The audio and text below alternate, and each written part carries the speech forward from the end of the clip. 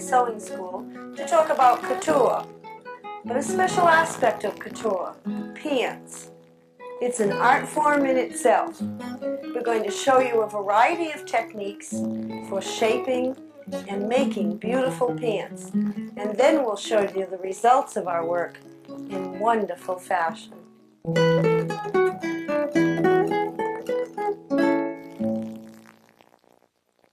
I'd like to introduce you to Karen. She's a student in our school, and she is the person that made all the beautiful fashions that you're going to see throughout this video.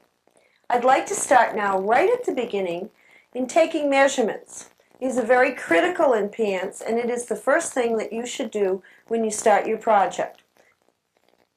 Karen's waist measures 27 inches. The next measurement is the hip. You want to be sure that you're taking the fullest part of the body and that your tape measure is parallel to the floor. Her hips are 37 inches. And the next is the crotch measurement. You want to put the tape measure between your legs and have it just touch the string in the front and come around and have the tape measure touch the string in the back. Karen's crotch length is 27 3/4 inches. We'll begin now getting the paper pattern ready for you to try it on. You want to purchase your pattern by your hip measurement. It's easy to adjust the crotch by measurement prior to trying the pattern on, and we'll adjust the waist when you put the pattern on. Let's take Karen's measurements and show how we can adjust the crotch length before ever trying the paper pattern. Karen, and I'll call that you, was 27 3/4 inches in her crotch. To that we need to add ease. The amount of ease that you're going to need to add to a pair of pants is going to be relative to your body shape. There are two major body shapes when we talk about pants. One is the H shape. That's a person whose waist and hip measurement is very close together. A rather straight figure. The second body shape is what we call a heart-shaped fanny. There is a strong ratio between the waist and the hip measurement. Now this doesn't have anything to do with size. No matter what size, you will fall into one of these two categories. An H-shaped figure type requires a 1/2 inch ease. A heart-shaped fanny requires 3/4 inch ease.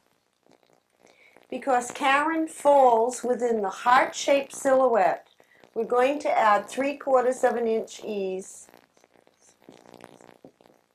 for a total of 28.5 inches. The next step is to compare the actual body plus ease with the paper pattern. We want to know that this paper pattern has enough length to get around our body. So we're going to measure length. You need to be very accurate, and I suggest that you measure at least twice to be sure you come up with the same number. If you don't, measure again. This is terribly important. Take your tape measure and write it right on the edge, starting at the stitching line at the waist, and write it right around the crotch curve. Continue on the back until you reach the waistline seam of the center back. This pattern measures 25.5 inches. So let's put that down. The paper equals 25.5 inches. The difference between the paper pattern and the actual body plus ease is 3 inches. The method I prefer for lengthening or shortening a crotch, and the one that we've been most successful with, is to lengthen or shorten equally front and back. So we need to divide that by 2, and we need to add 1.5 inches both in the front and the back. Let me show you how we're going to do this. Here's the front, and here's the back of your pant. You will have a grain line shown on your paper pattern. With your see-through ruler, you are going to draw a perfect cross grain line, both in the front and in the back. Now, where should that be? It should be somewhere after the crotch curve, but also below the darts. I'm going to show you exactly how we do that on a paper pattern. But what you'll be doing is inserting a piece of tissue paper equal to the half of the difference between your body and the paper pattern. So in this case, with Karen's pants, we're going to increase it by 1.5 inches. Now, throughout this next little segment, I'm going to be using a magic marker so that you can see on the paper pattern. But I would caution you that when you're doing these kinds of paper adjustments, that you use a lead pencil and sharpen it frequently, because a magic marker is much too wide when we're being as accurate as we possibly can on a paper pattern. So, line up your see-through ruler, and going against the straight of the grain, it's very easy to get a valid cross grain line. And we'll just quickly cut that apart.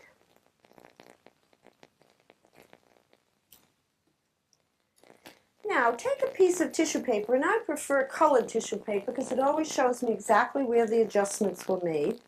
And using your see-through ruler again, you're going to make 2 lines 1.5 inches apart.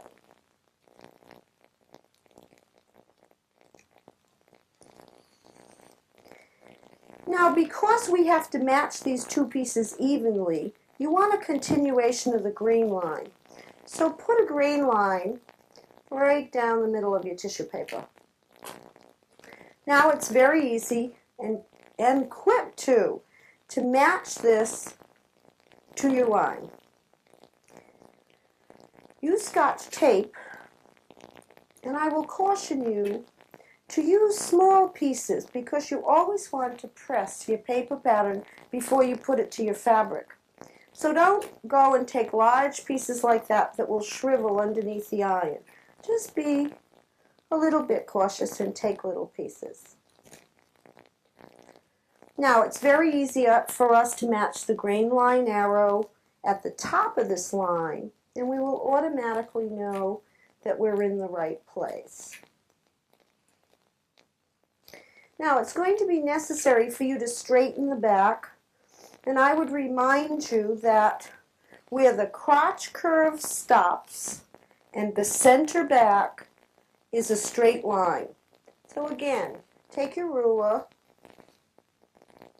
and just line it up and draw a straight line. On the hip side, you have a curve, and no matter how flat you are on the side, it is still a curve. So you want to use your French curve and find that place that best matches your pattern and draw your line. And just cut off the excess. So now what we have done is we have added 1.5 inches across the back, and we're going to now have to add 1.5 inches to the front. But you may come up against something like a slash pocket, a couple of pleats, that if you actually went across the whole front, you would get involved with that construction. So I'm going to show you a really easy, fast way to avoid the pocket construction. The first thing you're going to do is be sure that your grain line is continued all the way up your pant. And then just indicate on your paper pattern where the pocket pouch is as well as the slash. And somewhere beneath that, draw a cross grain line. Now what we're going to do is to cut across down the grain line and across to the side seam, and we can increase it evenly. Let me show you how we do that in a little pattern so that you can get the concept. We're going to draw a cross grain line to the center front and another one below the pocket pouch. And be real accurate when you do that. Now watch what happens. I'm going to cut in from the center front, down on the grain line, and across. So I really have two pieces. So here they are in their original form. So every time I move those up along the grain line, whatever I add here is automatically added below, which means I truly have added it all the way across, but I haven't broken in to any of my pocket construction. So let me show you that in the real thing. Here we have a slash pocket construction. This happens to have a dart in the front. So we've added across to the center front line, down the grain line, and across to the side seam. So we have added 1.5 inches in length in the front. We have added 1.5 inches of length in the back, which means our crotch length has been increased by a total of 3 inches. What you want to do now is try on your paper pattern. But it's very difficult to try on pants without ripping and tearing into the tissue paper. So when you are doing pants, you want to always use a fabric stabilizer on the back of your pattern. And Fashion is designed to do exactly that. It's 100% woven cotton, which has beads on the back, very similar to interfacing, which you can actually fuse to your paper. The trick is that you're going to kind of do it in reverse of how you fuse interfacing. You're going to lay the Fashion down on your board with the beaded side up. And then you'll proceed to lay your paper pattern down.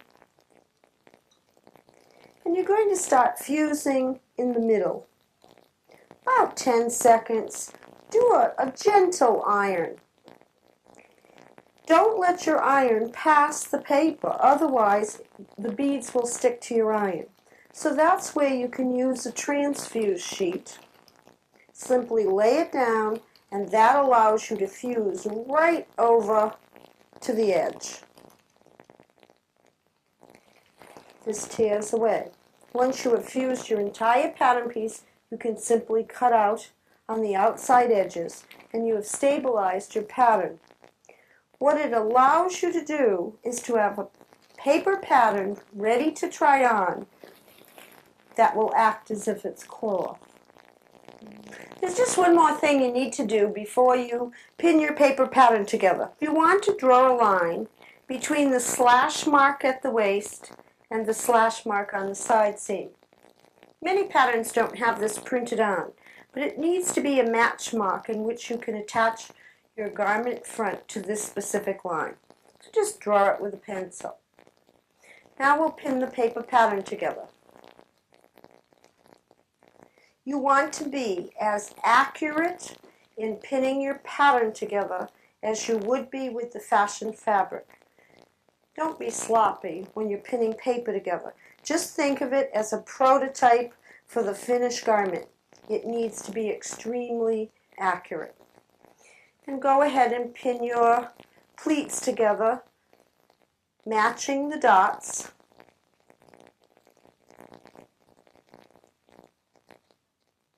And certainly you would pin the darts together in the back if there are any. And then pin both the side seam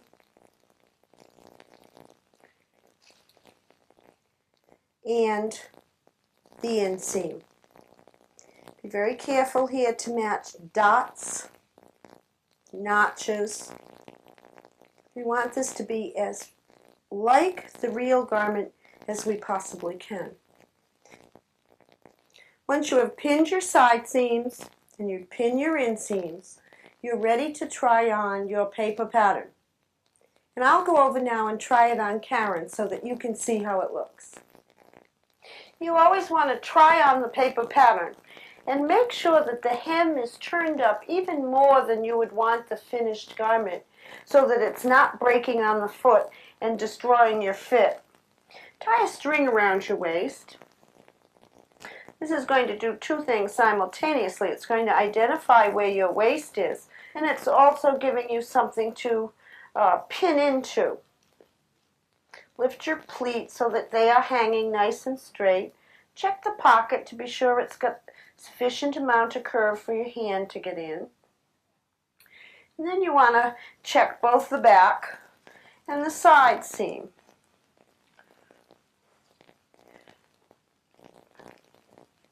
And here again, go ahead and stick a couple of pins in here just to hold it.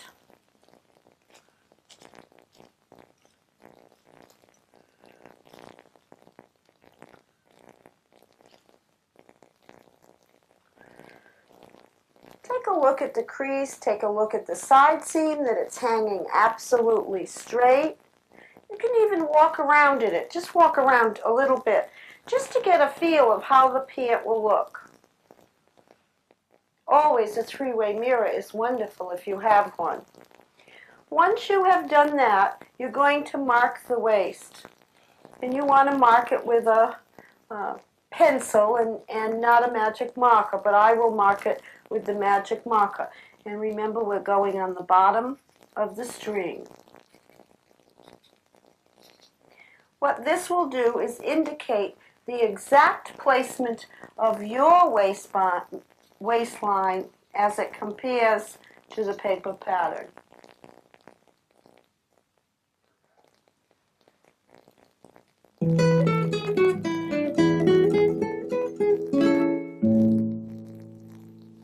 I'd like to talk to you just a minute about fabric preparation. Never is it more important than when you're making pants. You want to pre-shrink your fabric. Either wash it if that's the way you're going to care for your garment, or have it steam pressed at a dry cleaner. Remember that the dry cleaner and you, when you're washing it, are only pre-shrinking it. You are not setting it on the grain. So after it is pre-shrunk, you need to set it on the grain. You want to be sure that you have true cross grains and true length of grains. Easy way with most fabrics is to simply take a little snip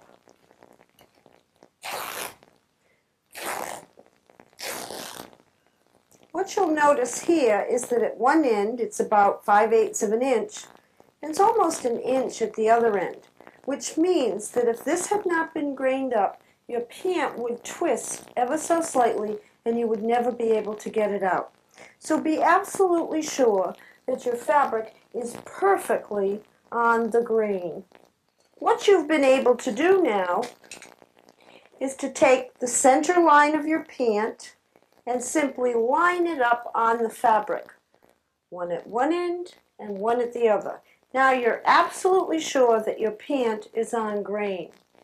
To ensure accuracy, you want to cut pants out single thickness. This will really help you in marking and will guarantee you perfect results in the finished garment. If you would like to test a pattern to be absolutely sure that you're working on grain, try a plaid. It's the master's touch. You'll notice in the back that the grain comes out of the heel and comes directly up the pant, but it comes closer together at the center back.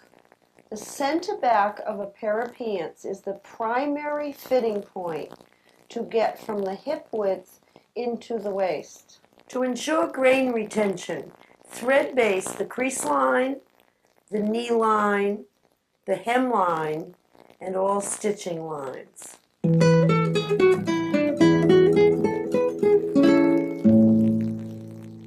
Let's talk for just a minute about underlining. There are such advantages to underlining.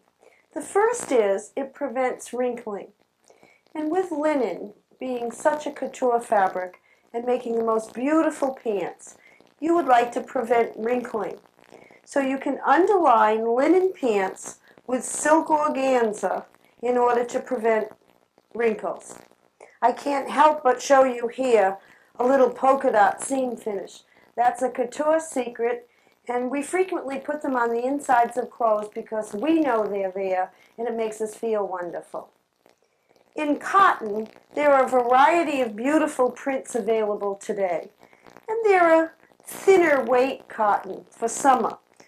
They make wonderful pants if you will underline them with cotton batiste.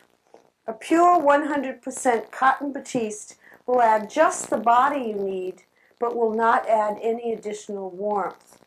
So the two major choices you have if you want to underline are silk organza and cotton batiste. In the sequence of making your pants, you want to cut and mark your lining at the same time you cut and mark your fashion fabric.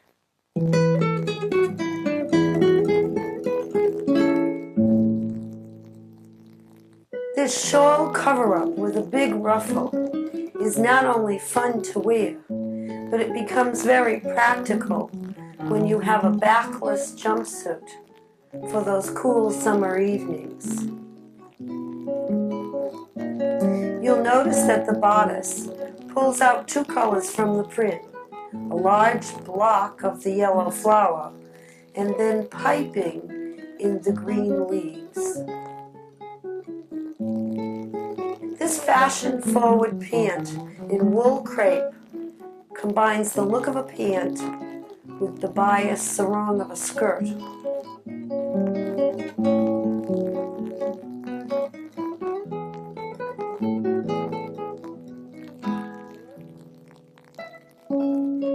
It's tied gently at the waist and gives a very fluid feeling, which is carried out in the cowl of the silk jacquard blouse. Summer fun at the beach. When you have a wonderful print, use some couture detailing by adding cone pockets and a coordinated button. To carry through the frivolous idea, use a t-shirt with cutouts. Put flowers around the neck, and you might even add a butterfly to the center of one.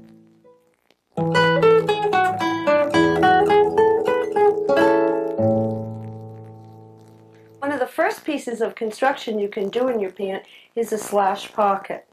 You want to do it when the front piece is still in its single form before it has been attached to the back.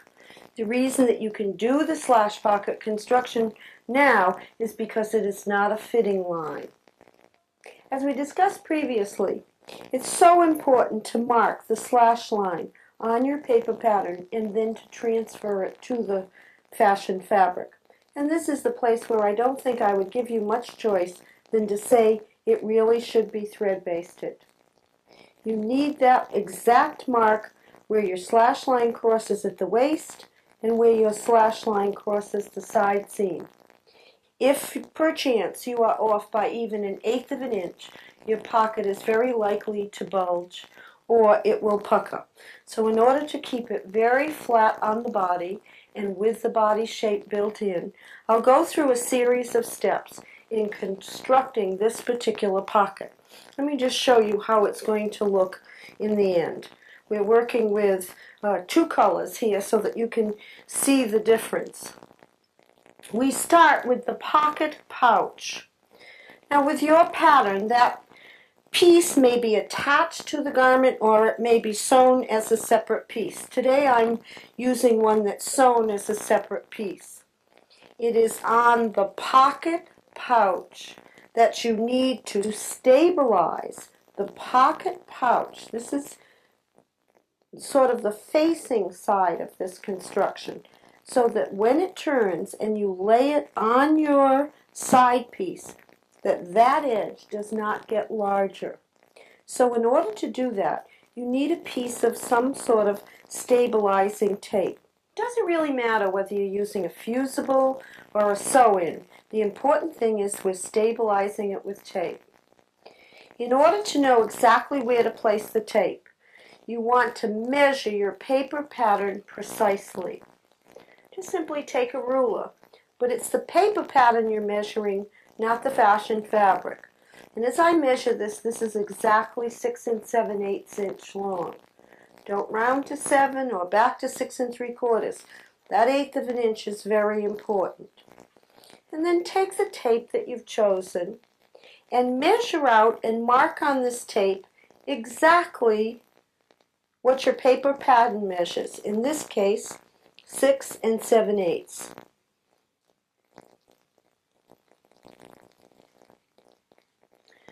And then give yourself a little leeway on either end. Just simply a 1/2 inch or so on either end will be sufficient. And now you're going to place this tape exactly on the marks at the waistline and down here at the side seam. In this particular case, I fused it on and then machine stitched right through the middle. Having done that, there is no way now that the edge of that pocket can grow. As we do with all seams, the first thing you want to do is to meld it, which means pressing on one side and pressing on the other side. This is simply done flat and is only melding the seam. And now we want to proceed to press the seam open. But remember where this is going to go on the body. We want that pant, when it is worn, to conform to our shape. So it's very important that that seam is pressed open over a hem. On the long side of the hem, you will have a nice shape which is not too severe. Simply lay your pant over, and remember the point of your iron is what's pressing the seam open. We needn't go down and do anything too hard. Just put the point of the iron right there in the center of your work. Once you have pressed that seam open, you now can turn and press the seam closed. But remember, we need to press it the way it will be worn. So in this particular construction, you must press it from the right side. So very gently, make sure that your facing piece is underneath. Use a press cloth because you're working right on the right side of the garment, and just a little bit of moisture. And then simply press that edge gently. You needn't press it heavily at this point. You're just simply setting the direction so that you can proceed to grade the seam and then top stitch. In couture, the rule is that you always press a seam allowance in its full allowance first, and then you grade it. So after you have pressed it from the right side, you now can go back in and grade. Your seam nearest the garment will be the longest. That's your pant piece. The next seam would be your pocket pouch, and last but not least would be your tape. Don't ever grade through your tape. So we can start with the tape edge. We can grade just a little bit beyond that. And then we'll grade just a little bit beyond that of the pant fabric. So here we have a perfect grade, just about a thread apart. I'll just take a little hair off that one.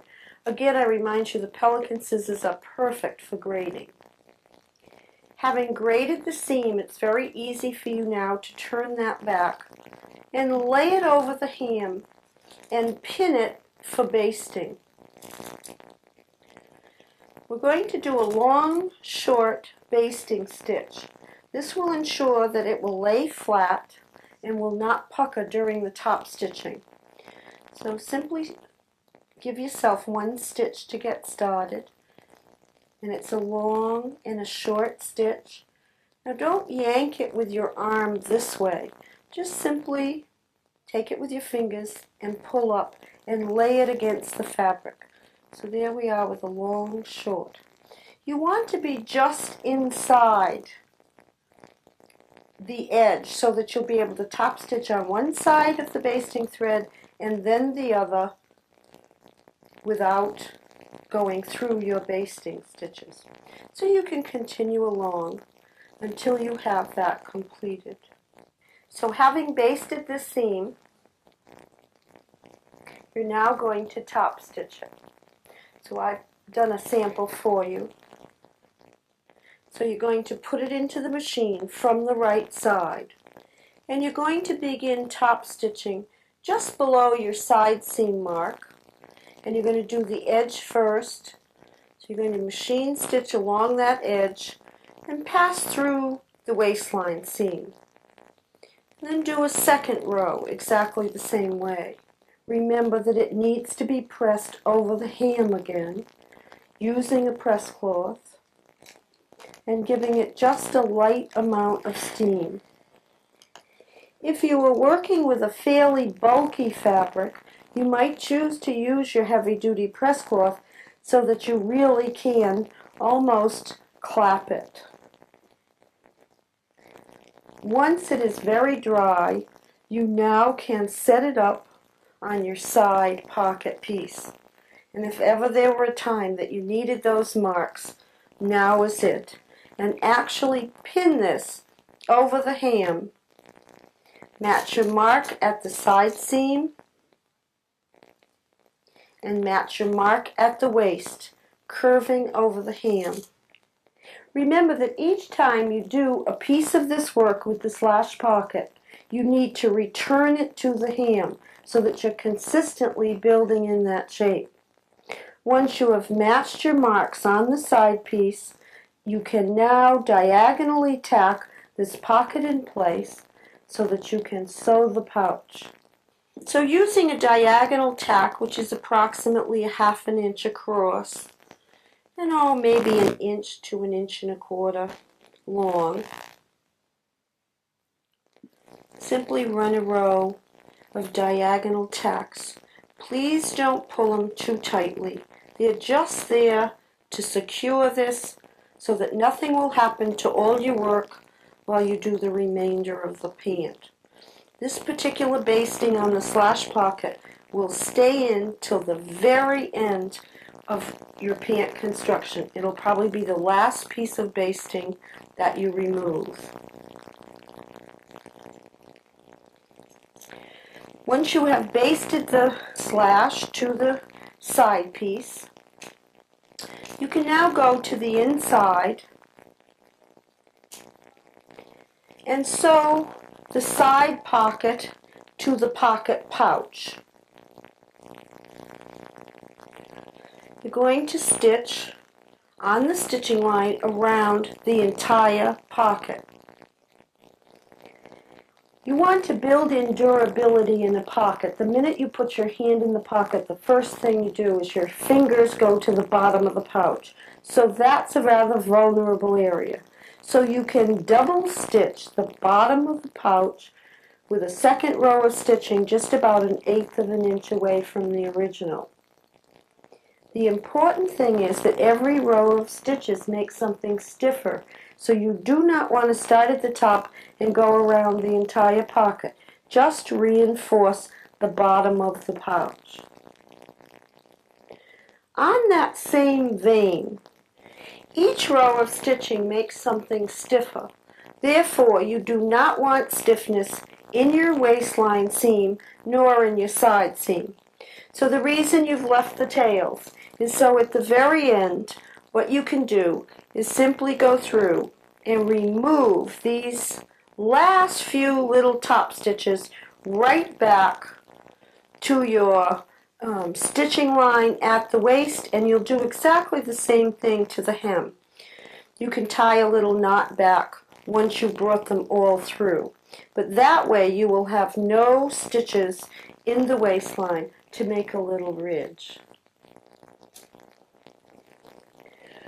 Here's your slash pocket, and you now can proceed with the remainder of the construction of your pant.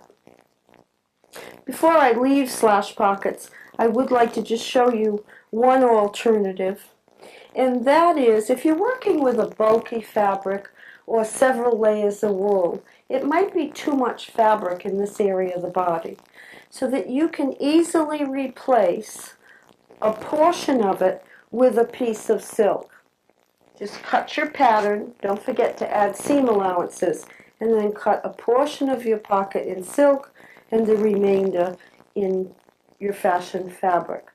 This would now be the side piece, so that I would see wool, but I would go into silk, and this would be the facing piece. So that little part that I turn is wool, but the pocket itself is going to be in silk.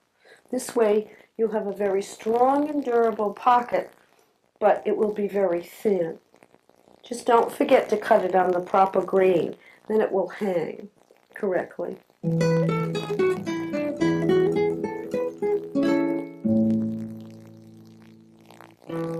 Add taffeta evening pants cut on the bias give the fluid effect of a skirt. Use a bustle bow in the back for a flirty effect. You'll see the fabric flower has been created with cords made with fast turn and have a real flower set in the center.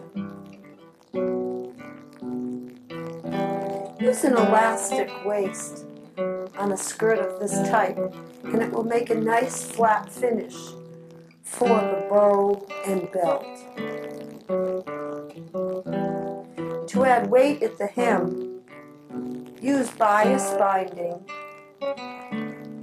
and ruffle a silk petticoat underneath each leg. Channel stitch the hem of wool double knit pants. It'll add decoration as well as a cuff effect. Wool double knit takes kindly to art clothing techniques. This jacket is simply the combination of a variety of colors, pieced and piped. Take the color most flattering and use it near your face.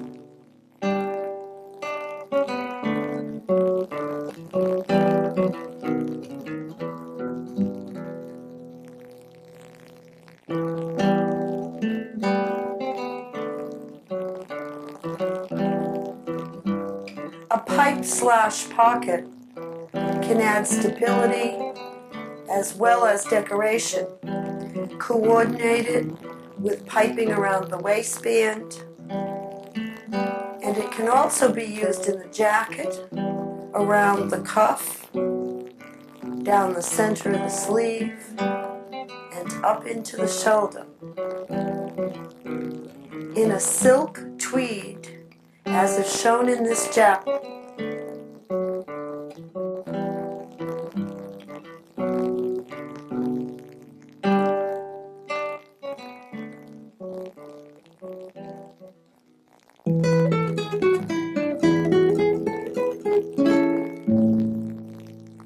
The goal in a pair of tailored pants is that they will hang absolutely straight from the knee to the hem with no break. In order to do that, you want to change the front of the pant from the knee to the hem. And I'm going to repeat that because I want to be sure that you understand that this technique is only used on the front. It is never done on the back. It's just on the front that we want it to hang absolutely straight. So if we were to make the fibers from the knee to the hem more compact, they would weigh more and hang straighter. So that's exactly what we're going to do. And you have now basted your knee line, so you know where that is. And before you baste the pant together, stretch this area 3/8 of an inch longer than it was originally. So you can do this, do it gradually. You can do this about 3 or 4 times. Most natural fiber fabrics will let you stretch at 3/8 of an inch. If it's a more difficult fabric like gabardine or linen and you can't stretch it as much, it would be better to stretch it 1/4 of an inch than it would be none at all. So now what we have done is stretch the leg of the pant from the fence at the knee line to the hem and made it 3/8 of an inch longer.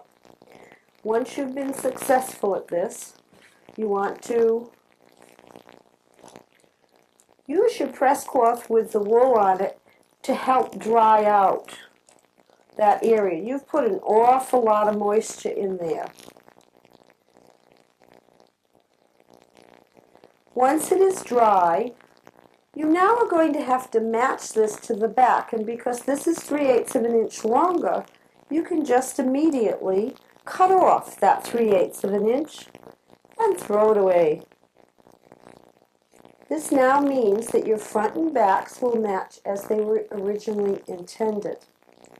But remember too, this was your original hemline, so you will have to move up your hemline the same amount that you cut off. And now what you will have are the fibers in your knee very compact and hanging straight.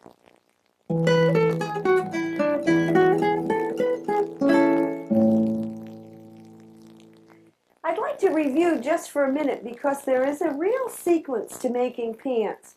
So let me tell you where we are at the moment. You've cut and marked your fashion fabric. You've constructed your slash pocket. And remember, you can do that first because the slash pocket is not a fitting line. You've shrunk from the knee to the hem. That's in the front only. And next you've basted the front to the back, 2 legs. What I'd like to show you now is how you can have a very nice smooth line over the side of your pant in the hip area. We all have a little hollow right here, and you can just find yours, the fullness of your upper hip. Just put your hand right in here and find the hollow. Everybody has one, and they tend to show more in pants than they do in a dress. So what we're going to do is make a little hip stabilizer so that your pant will hang smooth over your side and not show that little hollow. So the first thing you need to do is find out how long your hollow is. It'll differ from one person to another. It might be as narrow as 3 inches or as long as 5 inches. So find out what your hollow is. To cut a hip stabilizer, you want to take a piece of woven interfacing and cut it on the bias. Cut yourself a strip that's 1.5 inches wide and 2 inches longer than your hip hollow. So if, for instance, your hollow is 5 inches, you would be cutting this piece 7 inches long. And remember, you need to cut 2, 1 for each side of your pant.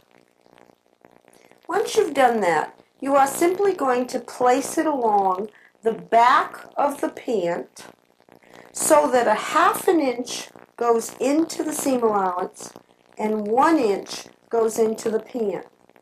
And just simply pin that in. Your side seam at this point is basted. Therefore, there really isn't any need for additional basting. So once you go to the machine and sew it, you're going to sew right on your stitching line, and you will catch this into the seam allowance at the same time. There's no need for you to do anything else about this. Once you have sewn it and press your seam open, it will just simply stay in there and hold the shape of the side seam of your pant. The next thing you want to do before you go to the machine is you want to make a little pocket for the knee. And I'll show you this in real cloth. Here's your knee line, which you have basted in.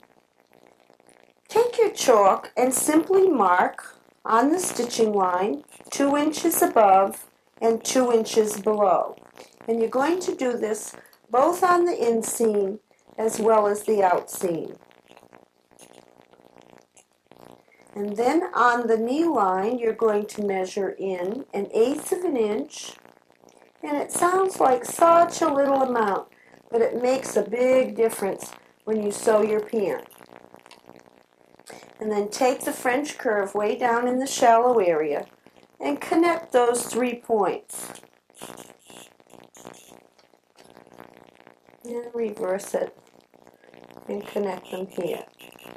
There's no need to baste or even to pin this. Your side seams are basted, so once you start stitching, you're going to stitch up and then follow your chalk line and then come back on your basted line for the remainder of the seam.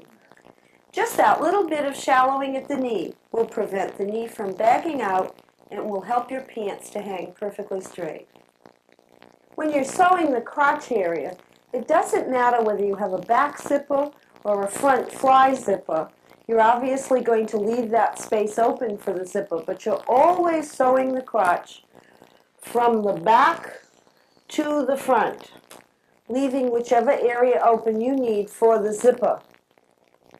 In the crotch area, you always want to do a second row of stitches 1/4 of an inch away from the original stitching, but only in the crotch area.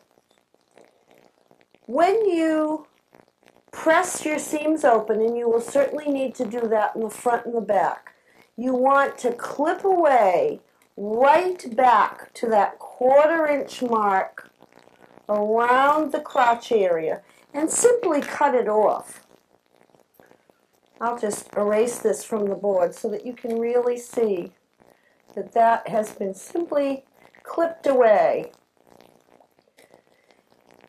The crotch area of a pant is exactly like the underarm of a sleeve. The goal is that the seam will be kept upright at all times and not fall to one side or the other.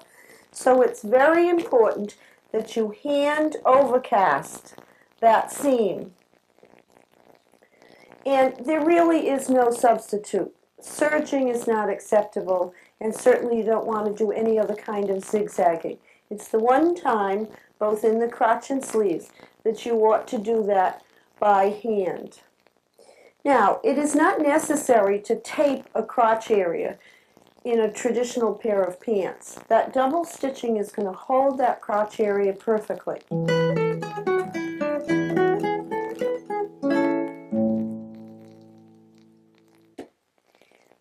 If you ever had difficulty doing a fly front zipper, I'd like to show you an easy way to do it. Fly front zippers are very appropriate in casual wear. And with these easy steps, you can make the zipper in the front of your pant look just terrific. If I can take you back just for a minute to the paper pattern. Remember when we said you need to mark everything on your fashion fabric? It would be very important for you to mark the center front line and the zipper line, the dot at the bottom of the zipper, and there's always a little dot at the bottom of what will become the fly. So all of these have been marked on your fashion fabric.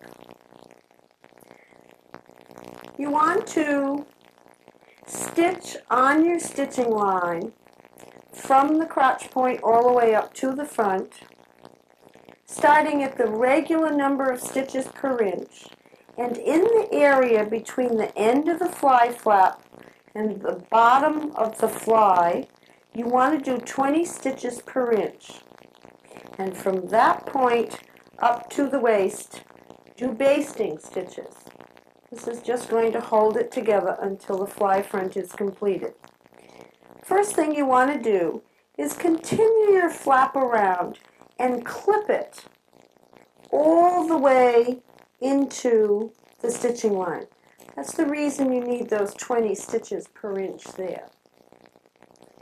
Next, you're going to press this open. And a fly front is done flat on a board. Remember, it's just the center line that needs pressing so that it lays flat. You're now going to lay your zipper in, and just before you do, give it a couple of zips back and forth to be absolutely sure it's in working order. And I remind you that this needs to be pre-shrunk in hot tap water and then air dried. So with the pre-shrunk zipper, you're going to lay it on the side of the garment that is not going to have the fly stitching. And you're going to pin it, lay it so the edge of the zipper is right along the center front line, and you're going to pin it to the seam allowance only. And always pin it a diagonal to the zipper. You're going to be doing this flat so that it will be perfectly in line. Once you have done that, you're going to machine stitch with a zipper foot from the bottom all the way to the top. And on every zipper, there is a little woven line that will give you a guideline as to where you need to stitch so that you won't actually stitch into the zipper. So you're sewing the zipper just to the pink side only. Here we have it. You will then turn it over and do one row of edge stitching. You would do it in the proper color to your fabric, but it's an excellent way to just give it a slick look. The next step is to lay that zipper over onto what will become the fly front. And again, you're pinning it just to the allowance only.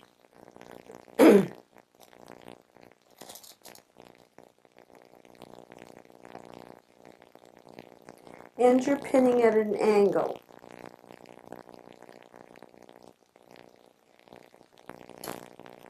So once this has been stitched, it's kind of floating in the breeze. You're going to lay it down so that it is perfectly flat on the fly side and pin through all thicknesses. Again, pinning at an angle. And then you're going to baste on the edge of this zipper. One of the things that you want is to be able to know what is my guideline in top stitching this zipper. So you're going to baste with a long stitch to the outside so you'll have a nice clean line. And here's your basted zipper line.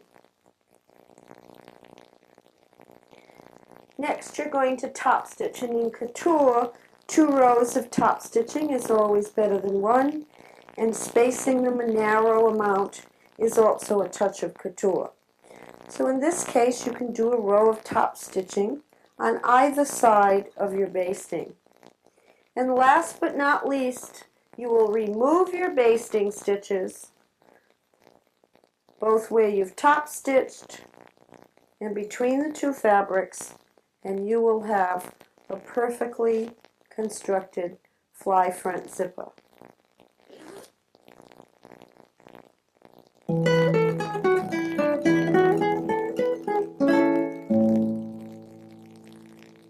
The seam finishes for pants are limitless, but I'd just like to show you a few. These are cotton pants which are serged, and bias seams don't ravel, therefore they don't need any finish at all. On double knits and jerseys, you might pink, and then for the real couture touch, you would do a Hong Kong finish and bind each seam in silk.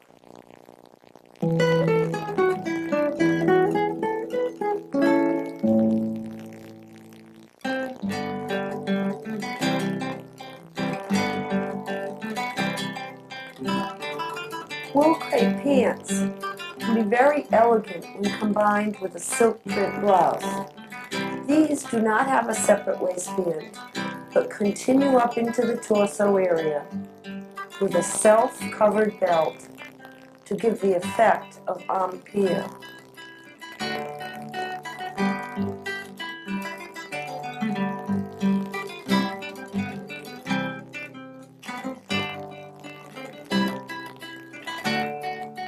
For a casual but couture look, combine a checked pant with a print top.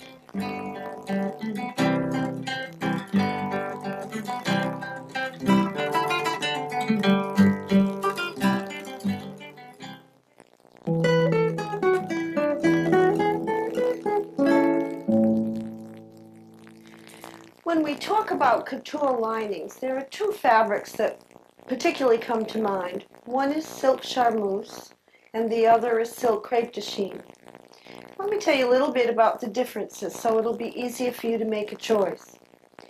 If you want a thin lining and one which will wear cooler, you want to choose silk crepe de chine. If you want to add body to a garment, or you want it to wear warmer, then you might choose charmeuse. Let's just look at the differences. This one is silk crepe de chine, and the other is silk charmeuse. To help you make a decision as to which one of these you might choose for your pant, there's several criteria. The first is, do you want it thin? That's crepe de chine. Or do you want it bouncy and help enhance the fabric? You would choose charmeuse. The other thing you need to remember is that crepe de chine is going to wear cooler, whereas charmeuse is going to wear warmer. So you might choose your lining to enhance the fabric or to enhance your wearability.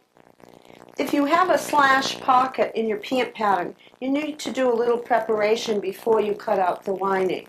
You want to match the garment to the pocket piece, the side piece, just as you would when you were sewing it together with fashion fabric.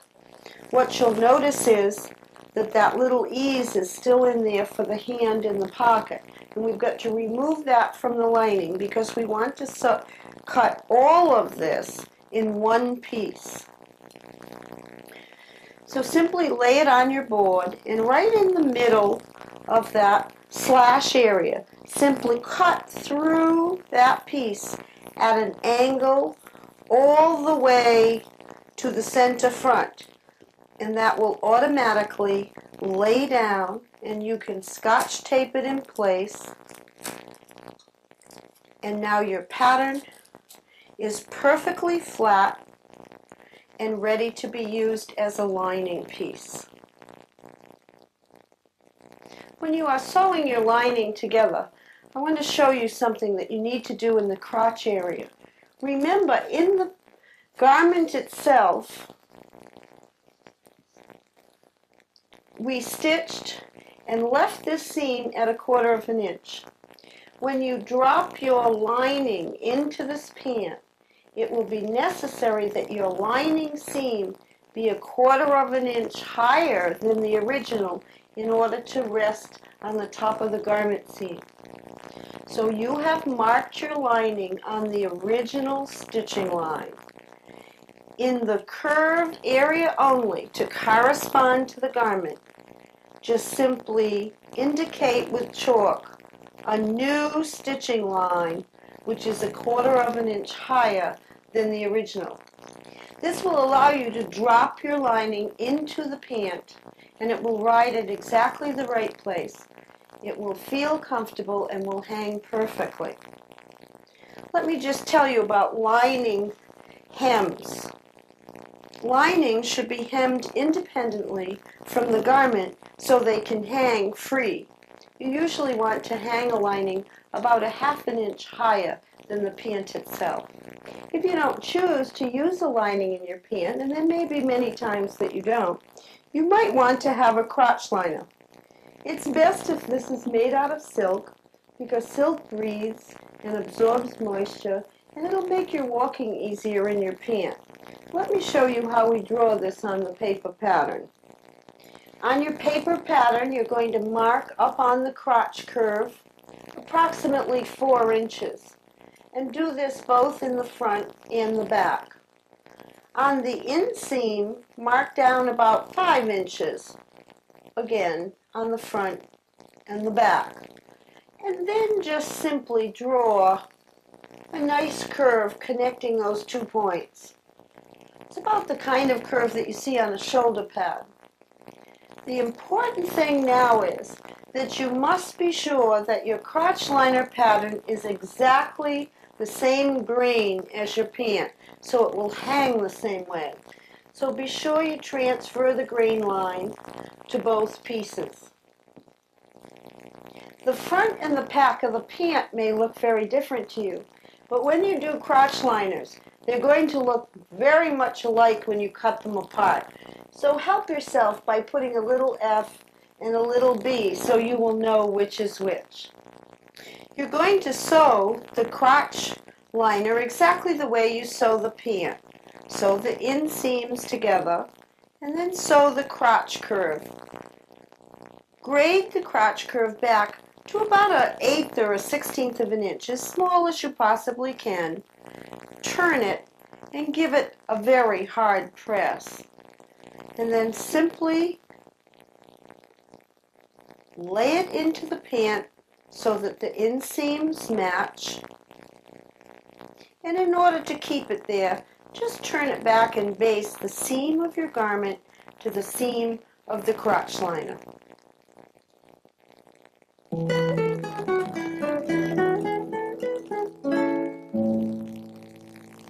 Here's a wide variety of the hem finishes you might try.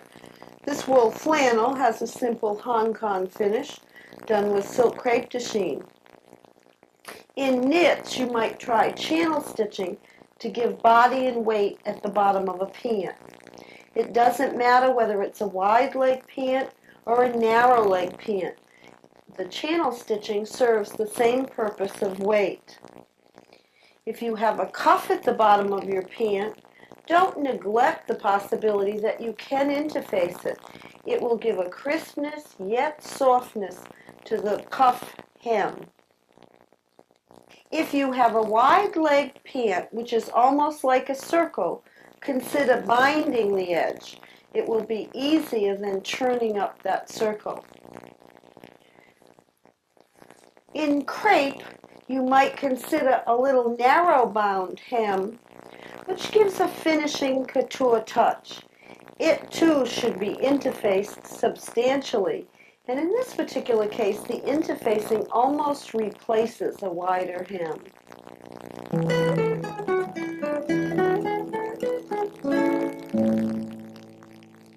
Leather pants are fun, they're easy to wear, they're terribly comfortable. They're easy to sew, except that there's a little difference between traditional sewing and leather. So we'll start with your equipment list. You need paper clips instead of pins. We don't want to make any unnecessary holes in the leather. And then you're going to need chalk for marking. And with leather, we glue seams together, and barge cement is a quick-drying, easy glue to use. You'll need a glue stick in order to stick the seams together while you're sewing them. And then you need a leather needle. A leather needle is angular and comes to a point. That's so it can puncture the leather. Therefore, it makes little triangle holes rather than your traditional round holes. You can see that if you got those too close together, they would overlap and your seam would rip. So this is the major reason why you need to use 12 stitches per inch and not exceed that, or your little holes will begin to get too close together. You're going to need some Scotch tape, and then you're going to just need your old kitchen hammer, just a good hammer, to which you'll take a scrap of your leather and put it right over the end of the hammer. We're going to pound seams a little bit later, and what you don't want is to have the metal end of the hammer to make a mark. So just simply tie an elastic band with a little piece of your leather, and that tool will be ready. The only other thing you're going to need is that you're going to need a piece of grosgrain ribbon. You'll make your waistband traditionally, but you don't want a double piece of leather on the back side. So you're going to put a piece of grosgrain ribbon on. And And don't be fearful of having pleats in a leather pant. They add a certain amount of softness, and gradually there will be a patina to the leather that's very attractive. But you don't want to pins. You want to run a little row of stitches right across the top of the pleat, and then in the back, simply apply Scotch tape. And when you tape across, that will be as if you're basting when you do traditional sewing. When we go to sew a seam, the first thing that you have to do is to glue the seam together. Be light-handed about this and just give a little dot periodically and then finger press the seam together. In areas where you have slash pockets or you have an extra thickness, you might want to use a paper clip in addition to the glue stick to hold that seam flat when you go to the machine. Remember that you're stitching about 12 stitches per inch. You don't want those stitches so close together that the little triangles overlap and the seam rips out. Once you've sewn your seam, you want to immediately tear apart that glue stick seam. And at the beginning, it'll be just a little bit sticky, but don't worry, it dries and it will not damage the look of your garment. The next step is going to be to apply the barge cement. We don't want our seams flapping around. We can't press them with an iron, so we're going to glue them together with barge. And because barge is a contact glue, you've got to have a mirror image where you glue on the seam side, immediately glue opposite it on the garment side. And the instructions say to let it dry for about 5 minutes so it gets a little bit tacky before you put it down. And I strongly recommend that you do that.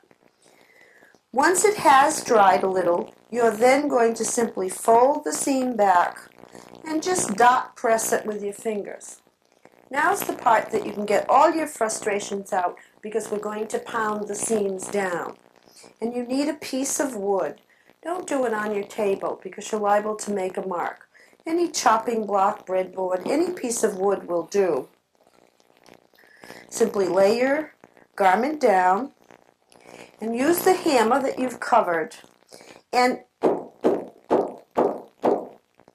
pound in a rhythm. Don't keep going in one place. Just simply get yourself a rhythm together. And it usually only needs one pounding. You don't have to repeat it. Once you've completed a seam, I would suggest that you just let it stay there for a few minutes to continue drying so that it won't pull out when you proceed with the rest of your work. One of the things in leather that you want to think about is darts. A dart is very important in a pant because you want the same kind of fit that you get in a traditional pant. But the dart point is difficult to handle. The first thing to remember is you've got to stay at that 12 stitches per inch. You can neither back tack at the end nor come down to a smaller stitch or you'll rip it out and make a hole. So sew your dart all the way down using that traditional stitch. Now we need to cut our dart. Just go right down to the center. Leave, 3/4 to an inch right at the bottom and finger press it open. And what you're going to be doing is you're going to be doing the same thing with the dart that you did with the seams. And you're going to have to do it flat because you're pounding. Now remember, the dart is there to form a curve. So be sure that you don't pound the curve flat while you're doing the glue. And I'll do this rather quickly, but remind you that the cement has to be a mirror image and opposite to each other, and you're going to let it dry for just about 5 minutes.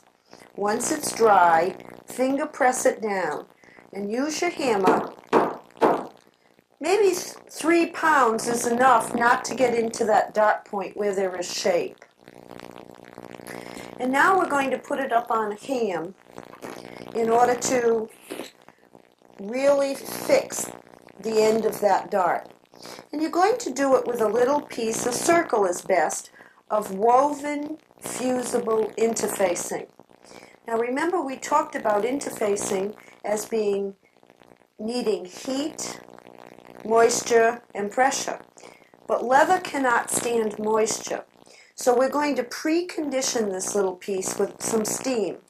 And just take it and lay it down with the bead side up and give it just a little bit of steam.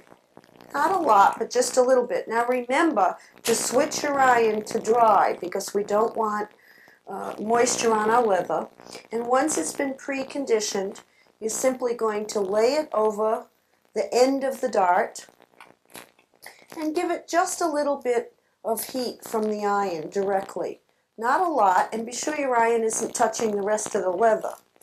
You can then put your press cloth over it, and now you can apply a little bit of pressure, and remember it takes about 15 seconds for this to adhere, so don't be too quick about it.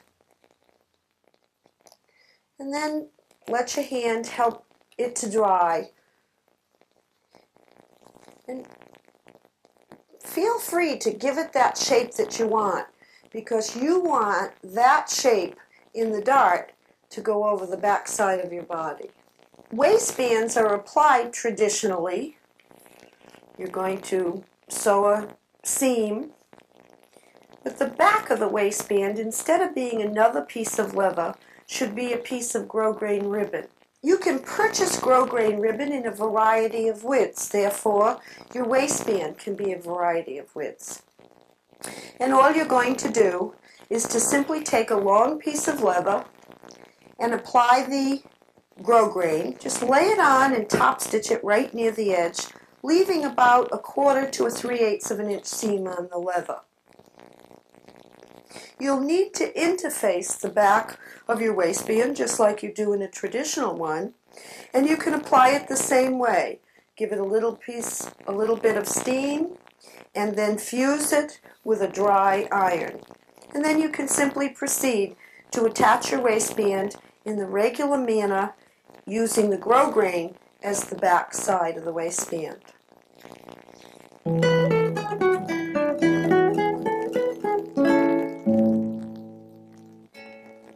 Here's the final result. Leather pants that combine several of the techniques that I just spoke about.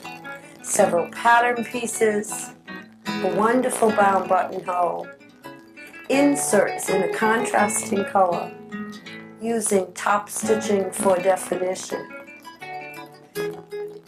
These pants have both a yoke in the front as well as in the back.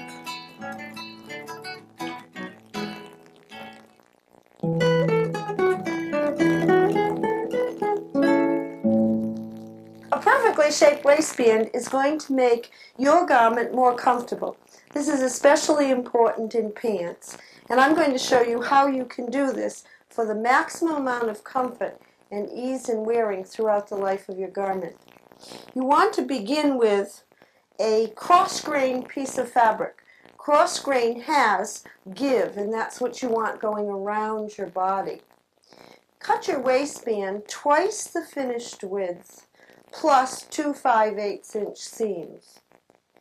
Simply start with the fabric and fold it in half, giving it a light press. Throughout the shaping of a waistband, you always want to do your work on the back of the waistband. That's the side that is going to be nearest to your body. That prevents any shine from appearing on the front. You might want to use a press cloth, but for the purposes here, I'm going to use the iron directly on the fabric. What we're going to do is take the cross grain and contour it by shaping with the iron. Give plenty of steam and release all your frustrations at this point. Just simply get the iron and stretch and pull. It's the one time in sewing when you really can put a great deal of energy and pressure into the fabric. What you will see is that you get a curve on the folded edge, which makes it smaller than the raw edge that's going to be sewn to your garment. You want to fold the waistband and just give it a light press to establish the initial fold. Now we want to shape it, and this is a great place to get rid of your frustrations and use a lot of energy and pressure, because we're going to give it some steam and we are going to pull and stretch and steam. And don't move your iron too fast. You want to dry it just a little bit so that the folded edge gets a nice curve on it, which will be smaller than the raw edge, which will be sewn to the pant. Once you've established the first little curve, then you want to simply duplicate that and overlap it and continue it for the length of your waistband. Just keep doing it. Now remember, you have put a great deal of shape into this waistband with the steam, so let it set there for a few minutes so that it dries. Your next step is going to be to interface it. You want to choose an interfacing which is woven and fusible. This will begin to build the stiffness in your waistband. The first interfacing that you're going to apply will be cut on the bias. This will continue to shape your waistband. I know it sounds funny after you have put all this great shape in that you would immediately turn around and fuse it and lay it flat. But it really is going to reshape because natural fibers have a memory. You want to put your fusible interfacing on the side that will be nearest to the outside. And it will go over the fold 5/8 of an inch. This means that you will now have double interfacing in your fold. The reason that you do not want interfacing on the back side of your waistband is that we're going to need to make the back side smaller. It's like concentric circles. So we want it to fit you perfectly. So you're going to fuse your interfacing to the front side of the waistband. Now, heat your fabric just a little bit. Remember that fusible interfacing requires 3 things to make it fuse. The first is heat. That's going to come from your iron. 2, you need moisture. And 3, you need pressure. Moisture is coming from a damp press cloth. The steam in your iron is not sufficient to fuse because it's only coming out of these little tiny holes. So you do need a damp press cloth. Lay the press cloth on your work, put your iron down, and give it 15 full seconds of pressure. Sounds like a long time. Count 1 Mississippi, 2 Mississippi. Don't neglect that time factor or the fusing process will not be complete and your interfacing is liable to lift from the fabric. Once you have done that, immediately turn it back. And remember, you're going to have to turn it to the other side because we're always working from the back side. And just simply reshape. Especially natural fiber fabrics always have a memory. And so that waistband will remember and will immediately go back into the curve. Couture sewing has a lot to do with touch and feel. How would you like your waistband to feel? Touch it at that point. If it's stiff enough, you're finished. But if you would like the waistband stiffer, you can apply now a second piece of fusible interfacing. And I'm going to simply use black and white so that you can see the difference. You're going to cut this second piece only the width of the waistband. It is not going in the fold and it is not going in the seam allowance. And then simply repeat the process of what you did the first time. A little bit of heat. Just gently dot the interfacing down. Use your damp press cloth, your iron, and pressure for 15 seconds. Once that is complete, you can go immediately back and you can reshape your waistband. Now, again, I caution you to let this dry before you begin picking it up and moving it about. For most people, that will be a sufficient amount of interfacing in the waistband itself. But what you may have is the curling of the edge of the waistband. This can be prevented by running rows of stitching on the back side of the waistband. Every row of stitches makes something stiffer. Therefore, if we run a series of rows of stitching on the back side of the waistband only, and through that little bit of interfacing that came over onto the back side, the edge with the fold will be stiffer and will not roll over. So starting at the folded edge, run a row of stitches that is about 12 to 15 stitches per inch, and continue 1/8 of an inch apart, making row upon row of stitches. After each row of stitches, touch and feel and see if this is the stiffness that you desire. Obviously, you will be doing it in the same color thread as your fashion fabric. And what this will give you is a perfectly shaped, non-rolled edge, very comfortable, contoured to your body. An attractive variation on the traditional waistband is one that is piped with commercial piping that you might buy in your fabric store. It certainly frames the waistband, but it also gives additional stability at the top as a further way to prevent it rolling. When you pipe, you're going to need two pieces. You're going to need the front of your waistband and the back of your waistband. So you want to cut it the width that you desire for the finished waistband, plus 2 5/8 inch seams. And you'll shape each one exactly the same way as you shaped your double traditional waistband.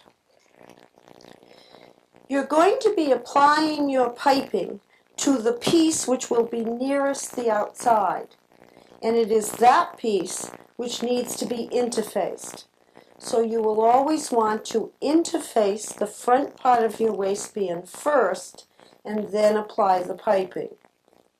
Set your piping up so that the ridge nearest the piping is directly on your 5/8 inch stitching line. And I'll give you a little hint. Once you complete this process, you're going to need to cover this up with the back of the waistband in order to stitch it.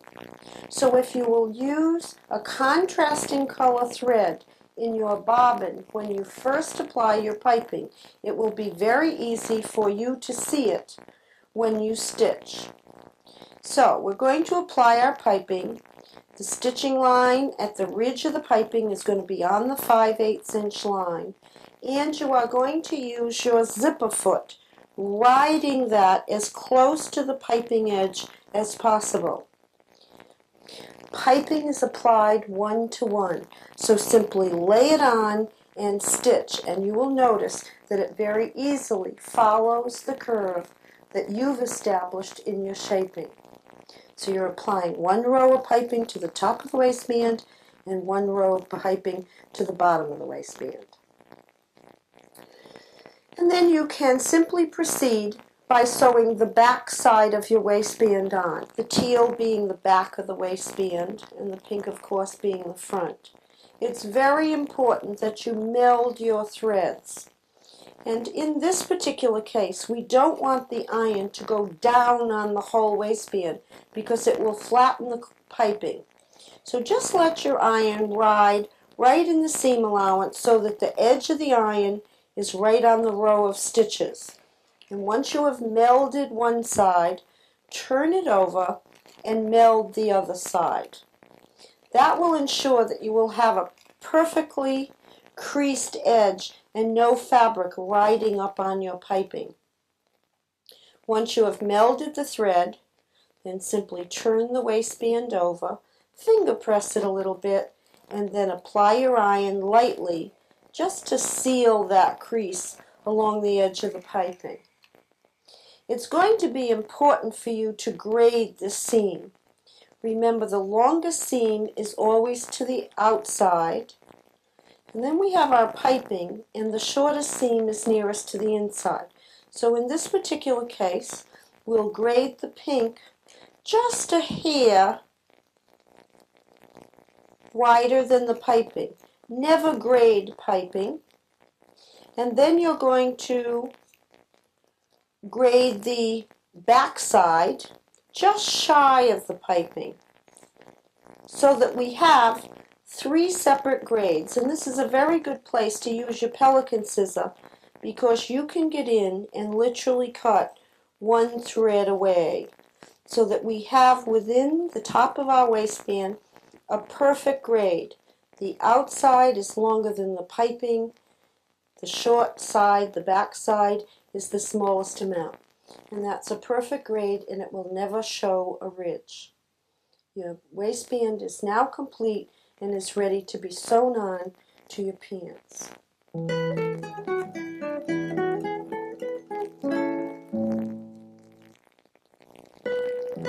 These pants are wool knit with a metallic gold thread. To highlight the gold in the pant, the top is made of gold lame shirred on either side of the bodice. A mock mink coat makes a perfect cover-up over pants worn to the theater or the grocery store. Mock mink lined in silk really looks like the real thing.